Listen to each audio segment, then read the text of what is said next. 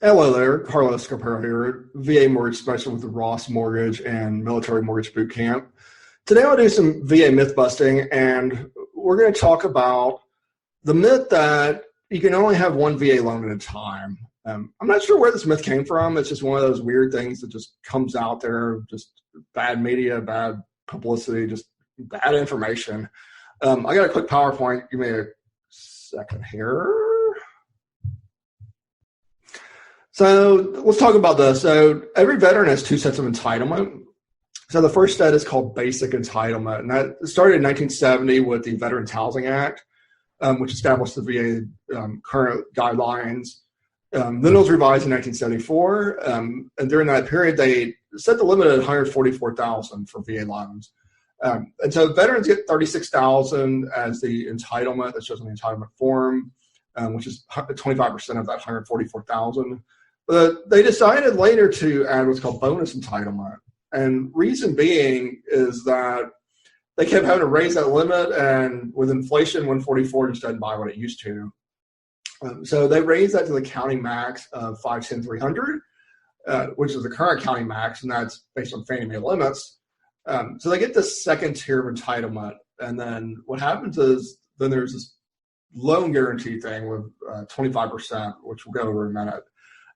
So that part of it, but then they had another thing last year, which made it a little bit different. So new for 2020, we got the Blue Water Navy Veterans Act, which removed the limit for zero down if the veteran has full entitlement. So what the heck does all this mean in plain English? So first of all, there is no VA cap. There never was a VA cap. The limits were with regard to zero down loans. If it went over the limits, then there's a difference that would have to be paid. So under the old guidelines, Fannie Mae limit last year was $484,350. So last year, 2019, if someone was buying a house for say $600,000, then we took $600,000 minus $484,350, and then that difference, you pay 25% of that as your down payment. That's 2019 rules.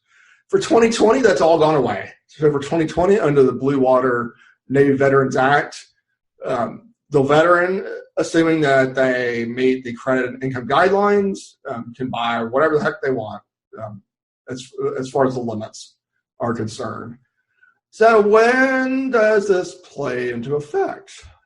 When you have multiple properties. So for example, maybe you have a VA loan now and you're buying another home on the VA loan and you're not selling the first one, then these guidelines come into play. We'll talk about that in a sec.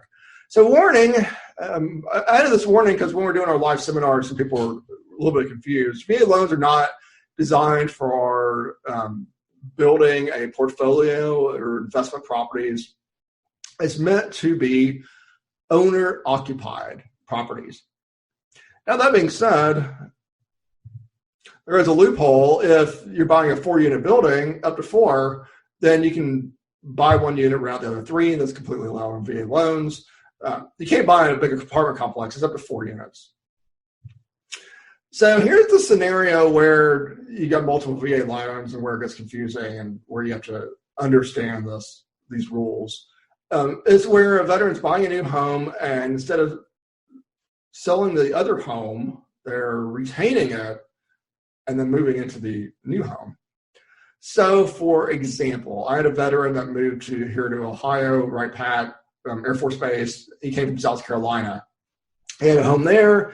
He didn't want to sell it first because it was just too much hassle to have to go find a rental house and all this in between.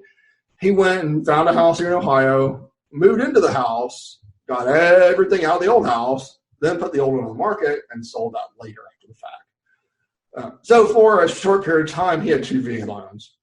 So that's where these scenarios come into play. The other scenario, maybe you want to keep something for retirement. So my grandfather did this. He was a Air Force veteran. He was stationed for several years at Keesler Air Force Base, which is in Biloxi, Mississippi. My grandparents are from the New Orleans area, so they love the Biloxi area. And they decided in 1950 that they're going to buy this house, but they were going to go and travel the world. And then in the 70s, they went and retired back in that home that they bought in the 50s. So what they did was they bought the house and then rented it out for several years, got the mortgage paid off.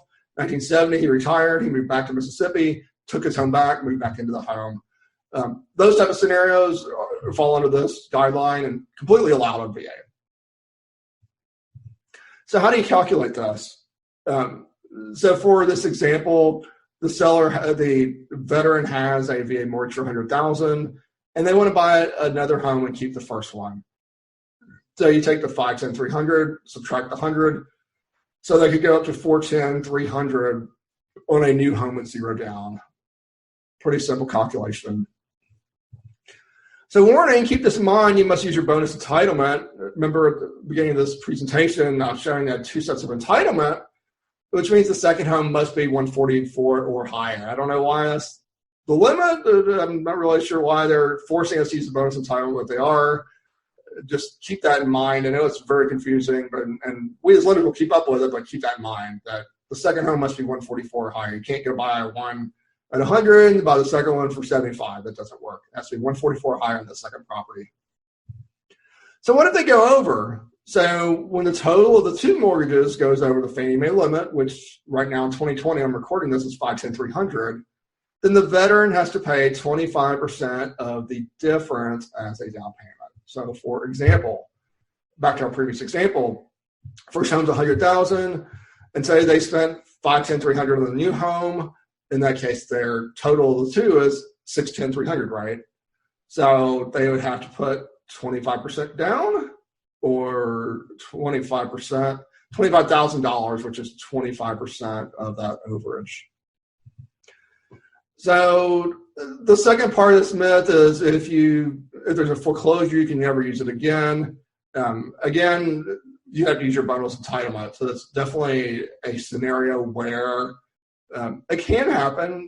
They can use it again, but there is a short waiting period, and they certainly do need to explain why there's a foreclosure, but it's certainly possible to buy a home after foreclosure on a VA loan.